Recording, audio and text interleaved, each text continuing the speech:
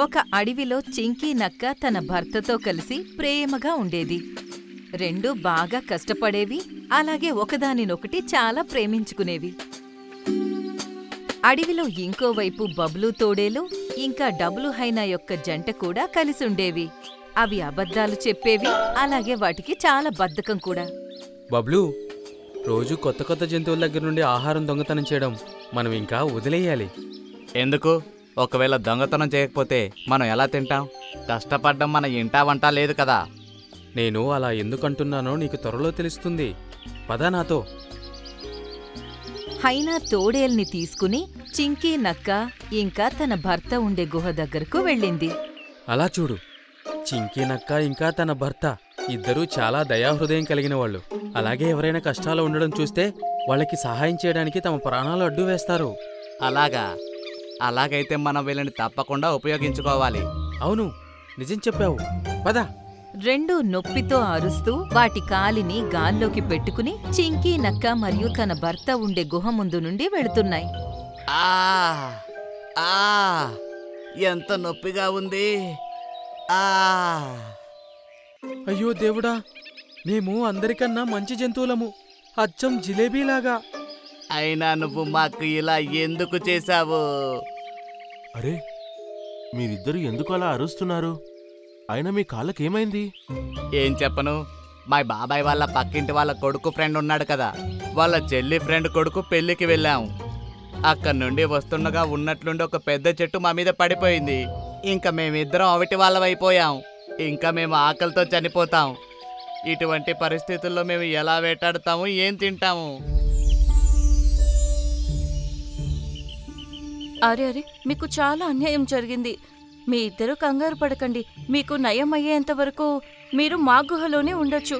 అలాగే మీ ఇద్దరి కోసం ఆహారం కూడా ఏర్పాటు చేస్తాము. మీకు చాలా చాలా కృతజ్ఞతలు.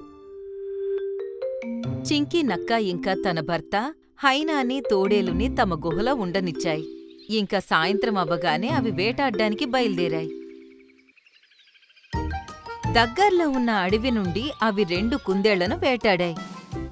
వాటిని తీసుకుని తిరిగి తమ గుహకు చేరుకున్నాయి. తీసుకోండి, మీరిద్దరూ ప్రశాంతంగా తినండి. ఈ మాట విని బబ్లు ఇంకా డబ్లు ఎన్నో రోజుల నుండి భోజనం చెయ్యని వాళ్లలాగా వాటి మీదకు దూకేశాయి. అరే క్షమించండి, మేం మిమ్మల్ని అడగనే లేదు. రండి, మీరు కూడా తినండి. లేదు, మేమిద్దరము తింటే మీరు ఆకలితో ఉండిపోతారు. మీరు ప్రశాంతంగా తినండి, మా గురించి ఆలోచించకండి. అవి 2 మాంసం అంతా తినేసి ప్రశాంతంగా నిద్రపోయాయి. ఇంకా పొద్దున్న మధ్యాహ్నం రాత్రి ఇలానే జరిగేది. చింకీ నక్క మరియు దాని భర్త కాస్త ఆహారమే తిని మిగిలిందంతా వాటి కడుపు నిండా పెట్టేవి. రెండింటి జీవితం ప్రశాంతంగా గడుస్తుంది.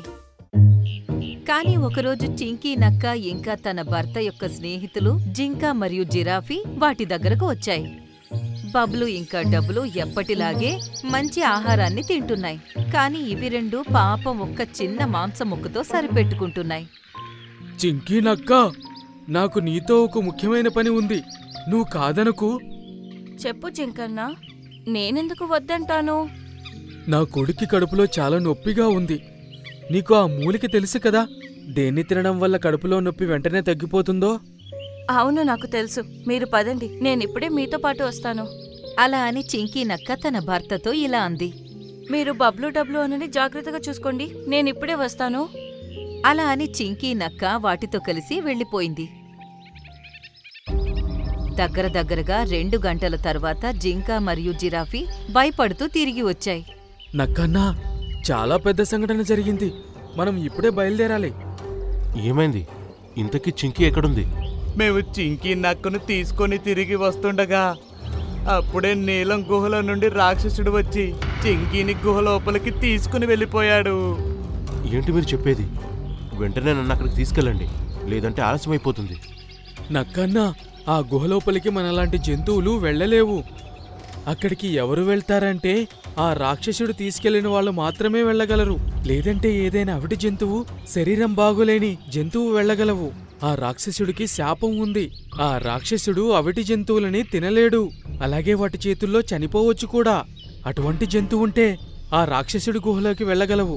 అలాగే ఆ రాక్షసుణ్ణి ఓడించగలడు.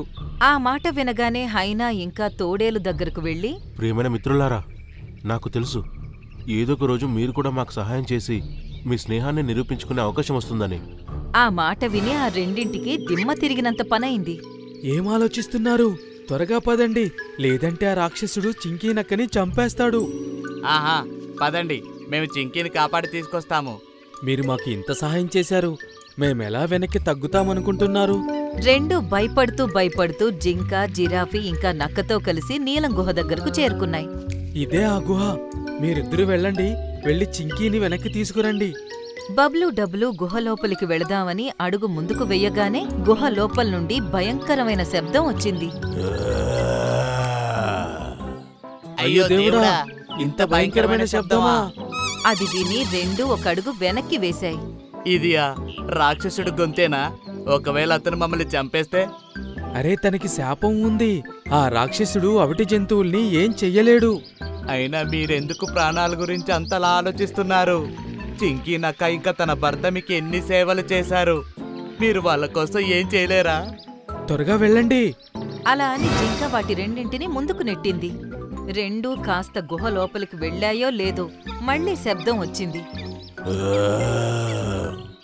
తినేస్తాను, రండి నా దగ్గరికి. అయ్యో దేవుడా, దేవుడా, మేము వెళ్ళము. రెండు వేగంగా గుహ నుండి బయటకు పరిగెత్తాయి. మేమిద్దరం లోపలికి వెళ్ళలేము, ఎందుకంటే మేము బాగానే ఉన్నాము. మేము అవిటి వాళ్ళం కాదు, ఇలా చూడండి. అలా అని ఆ రెండు 4 కాళ్ల మీద నడిచి చూపించాయి. అది చూసి నక్క ఆశ్చర్యపోయింది. ఏంటిది, మీరిద్దరు బానే ఉన్నారా? అవును, మేమిద్దరం బాగానే ఉన్నాము. మేము అవిటి వాళ్ళగా ఎందుకు నటించామంటే, మేమిద్దరం మీ మంచితనాన్ని వాడుకొని మీతో ఉండి రోజూ ఉచితంగా ఆహారం తినొచ్చనుకున్నాము. మీరు మోసగాళ్ళు. మీరు మీ పని అయిన వెంటనే మీ నిజస్వరూపం చూపించేశారు. ఇప్పుడు నేను వెళ్ళి చింకీని కాపాడుతాను. అప్పుడే జింక గట్టిగా ఇలా అంది. చాలు, ఇంక పనైపోయింది. ఇంక మీరిద్దరూ బయటికి రావచ్చు. అది అలా అన్న వెంటనే కాలు, ఎలుగుబంటి ఇంకా చింకీ గుహ లోపల నుండి బయటకు వచ్చాయి. అరే చింకీ, నీకేం కాలేదా? ఆయన ఈ కాలు ఎలుగుమంటే నీతో ఉన్నాడు. జింకా, నువ్వేమో చింకీని రాక్షసుడు పట్టుకెళ్లాడని చెప్పావు. నాకేం అర్థం కావడం లేదు. మాకు ఈ హైనా ఇంకా ఈ తోడేలు గురించి ముందే తెలుసు. మేము నిన్న వీళ్ళిద్దరూ మీతో ఉండడం చూశాము, అలాగే ఉచితంగా ఆహారం తినడం చూసి మేము వీళ్ళ గురించి నిజం వీళ్ళ నోటితోనే చెప్పించాలని చింకీ నక్కని మాతో కలుపుకొని ఈ నాటకం ఆడాము. అలాగే అది రాక్షసుడి గొంతు కాదు, నా గొంతు. మమ్మల్ని క్షమించండి చింకీ నక్క. అలాగే అన్నా, మేం చేసిన మోసం గురించి పశ్చాత్తాపడుతున్నాము.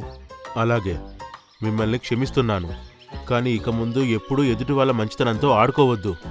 లేదు, ఎప్పుడూ అలా చేయము. మిత్రులారా, ఒకరికి మంచి చేయడం మంచిదే, కానీ ప్రతి ఒక్కరిని నమ్మడం మంచిది కాదు. ఎవరికైనా సహాయం చేయాలంటే వాళ్ళు నిజంగా కష్టాల్లో ఉన్నారా, మనల్ని వాడుకోవాలని చూస్తున్నారా, అది మనం తప్పకుండా తెలుసుకోవాలి.